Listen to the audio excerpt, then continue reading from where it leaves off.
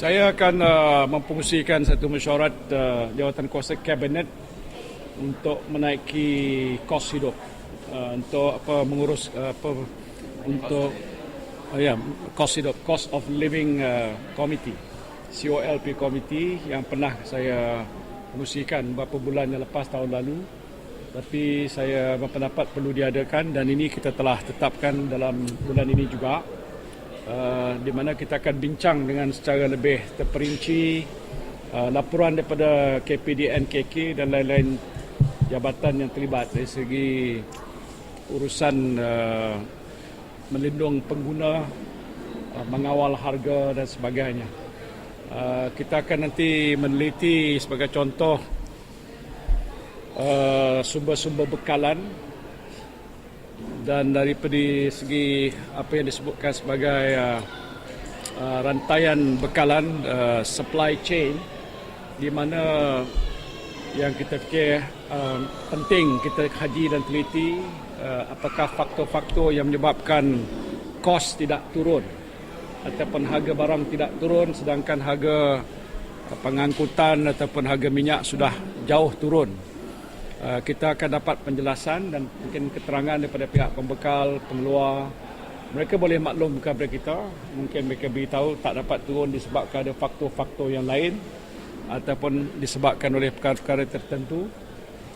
Kalau boleh, yang kita boleh tangani mungkin dapat membantu mereka, mungkin kos tu boleh berkurangan. Jadi saya tak boleh nak buat andaian dulu sehingga kita dapat mengetahui maklumat yang sebenar dan dengan data yang tepat. Kerana isu ini ialah isu yang mengenai semua kita di sini. Tak kira apa kaum, keturunan, semua orang nak mengetahui bagaimana cara untuk menangani masalah kenaikan kos sehari hidup. Langkah banyak telah dibuat oleh kerajaan, bantuan-bantuan seperti yang kita bagi pada hari ini, bantuan berim dan sebagainya itu berterusan. Tapi di samping itu, di peringkat pembekal, peniaga, kenapa harga tidak menurun seperti yang kita jangkakan. Kalau biasanya harga minyak naik, maka peniaga biasa bagi sebab kenaikan minyak menyebabkan kos pengangkutan barangan meningkat, maka kami tidak ada pilihan, kami terpaksa menaikkan harga barang. Tetapi waktu mana harga minyak sudah turun ke satu paras yang begitu rendah, apa faktor lain yang mereka boleh berikan untuk mengatakan mereka tak boleh turun harga.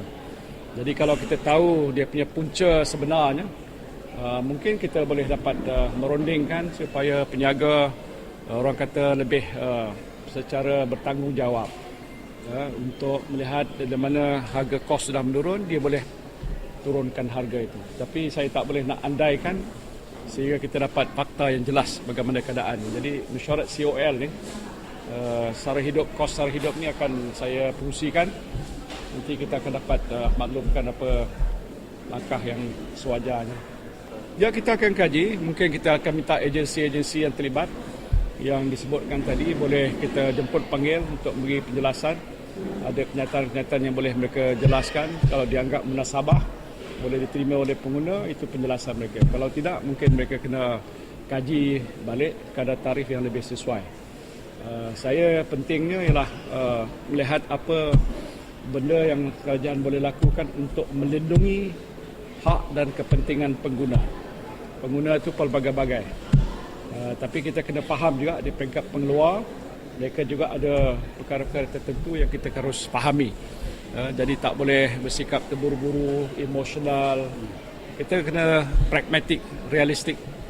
Tapi pastinya harapan rakyat ialah supaya dengan keadaan harga minyak yang sudah turun, kadar inflasi pun sudah turun.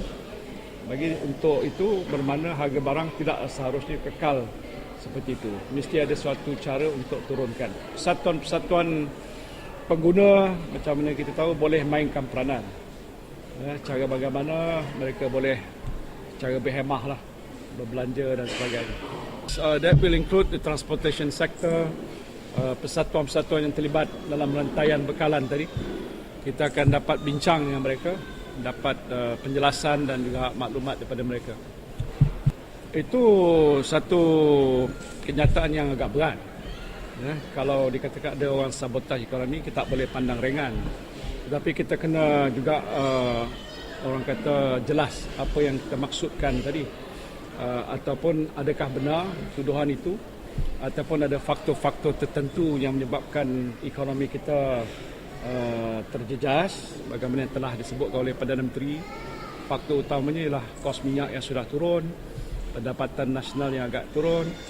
Apakah penurunan nilai ringgit itu disebabkan oleh permainan pihak-pihak tertentu ataupun ialah kerana dia ada hubung kait dengan soal harga minyak dan lain-lain lagi, dan juga reserve negara ataupun pendapatan negara.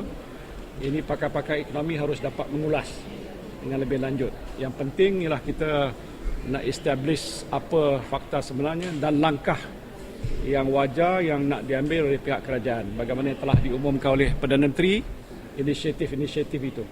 Maknanya kita recognize ini faktor yang luar kawalan kita, yang berlaku di peringkat global. Harga minyak menurun, pendapatan negara berkurangan. Jadi kita kena susun balik belanjawan negara kita. Tetapi kalau di situ ada faktor-faktor pihak yang di luar yang cuba untuk menggugat keadaan ekonomi negara kita, kita kena tahu siapa dia. Kita tak boleh buat tohmahan, tuduhan melulu, tembak sana, tembak sini, besok tak kena tembak, tak betul juga. Kita tak boleh main itu, ini soal isu besar. Jadi kalau perlu pihak-pihak yang tertentu nak siasat, boleh siasat. Tapi elok kita elakkan daripada membuat orang kata andaian-andaian sebelum perkara itu jelas terbukti.